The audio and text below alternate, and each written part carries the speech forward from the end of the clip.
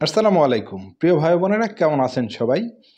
বিএনপির vice chairman Shamsuzzaman দুদু আজকে ময়ূক রঞ্জনের মুখে জুতা ছুঁড়ে মেরেছে। আজকে আমরা সেই ভিডিওটা দেখব। তো রিপাবলিক বাংলায় শামসুজ্জামান দুদুকে ইনভাইট করে কিছু কথা জিজ্ঞাসা করার জন্য। এমন তো অবস্থায় ময়ূকের কথা পছন্দ হয়নি বলে ময়ূকের মুখে জুতা ছুঁড়ে মেরে লাইভ থেকে বিদায় নেয়। চলুন কথা না বাড়িয়ে আমরা সেই ভিডিও ফুটেজটা দেখি। মুহূর্তে মুক্তিযোদ্ধাদের ওপর যে অন্যায় অবিচার হচ্ছে সেগুলো দেখেও চুপ আছেন। এই মুহূর্তে মোহাম্মদ ইউনূস গোটা দেশটাকে মোটামুটি লাটে উঠিয়ে দিয়েছে, সেটা দেখেও চুপ আছেন। আসলে ডিপ স্টেট বা গুপ্ত রাষ্ট্র বা এই হুজুরদের দাপাদাপি যেভাবে বাংলাদেশে হচ্ছে, আপনাদের মতন মুক্তিযোদ্ধাদের পক্ষে যারা এত সিনিয়র নেতারা তারা চুপ করে আছে কেন? কিসের ভয়? কি আমার কথা কি শুনতে পাচ্ছেন আপনারা? একদম, গোটা পৃথিবীর বহু কোটি মানুষ শুনতে পাচ্ছেন রিপাবলিক বাংলায়। আপনাদের চেহারা বা আপনাদের অনুষ্ঠানে অন্য কিছু দেখতে পাচ্ছি না, এই জন্য জিজ্ঞাসা করলাম। আমি অনলাইনে টকশো নানানভাবে করি, নানান দেশ থেকে করি, কিন্তু আজকে শুধু আমার চেহারাটাই দেখতে পাচ্ছি। আপনার অথবা এখানে যারা অংশগ্রহণকারী তাদের কারো দেখতে পাচ্ছি না। তবু না দেখে কথাগুলো বলি। প্রথম সংশোধনী দিই, বাংলাদেশের মুক্তিযুদ্ধের উপরের স্তর হচ্ছে স্বাধীনতার ঘোষক। স্বাধীনতার ঘোষণা করেছেন শহীদ জিয়া রহমান। আমরা সাধারণত তাকে স্বাধীনতার ঘোষক হিসাবে শ্রদ্ধা জানাই, তার প্রতি কৃতজ্ঞ থাকি। যেমন ভারতকে স্বাধীনতা এনে দেওয়ার জন্য সশস্ত্র যুদ্ধের কথা বলেছেন সুভাষচন্দ্র বসু, কিন্তু সেই যুদ্ধে ভারত বা পাকিস্তানের স্বাধীনতা আসেনি, এসেছিল টেবিলে বসে। পাকিস্তান এবং ভারতের স্বাধীনতা আলোচনার মধ্য দিয়ে হয়েছিল। বাংলাদেশের ৭১-এর মুক্তিযুদ্ধের মধ্য দিয়ে, সশস্ত্র বিপ্লবের মধ্য দিয়ে এদেশের স্বাধীনতা এসেছে। কিন্তু এইভাবে রক্ত দিয়ে কেনা স্বাধীনতা, সেই স্বাধীনতা আপনারা কি সত্যি এবার পাচ্ছেন ২০২৪ সালে? মোহাম্মদ ইউনূস তো ডিপ স্টেটের দালালি করছে এখন দেখে মনে হচ্ছে।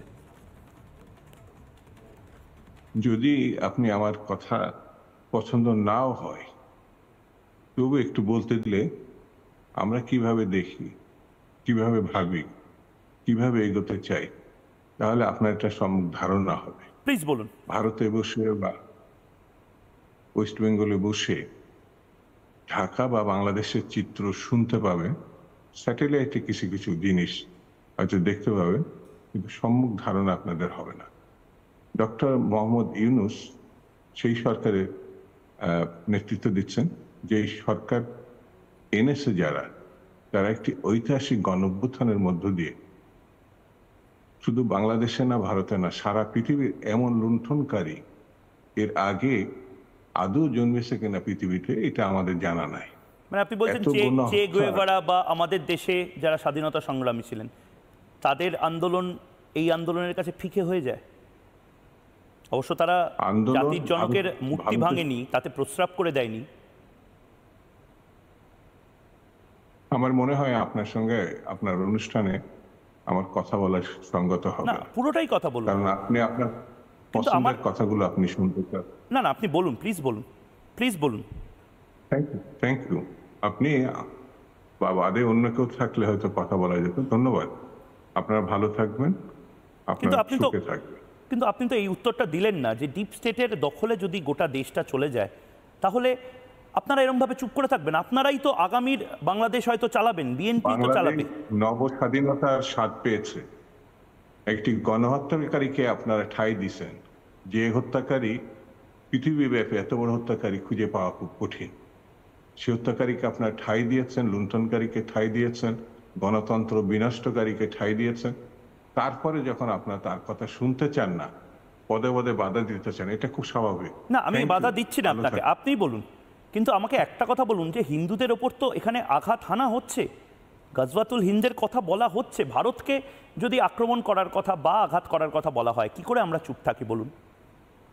এটা আপনি ভারত যতটা হিন্দু নিরাপদ না, তার থেকে শতগুণ বেশি নিরাপদ বাংলাদেশে। তাই তাহলে এত মন্দির যে ভাঙা হচ্ছে, শামসুজ্জামান সাহেব, একটা মন্দির ভাঙা হয় নাই, একটা না, একটা কার্নিশ ভাঙা হয় না।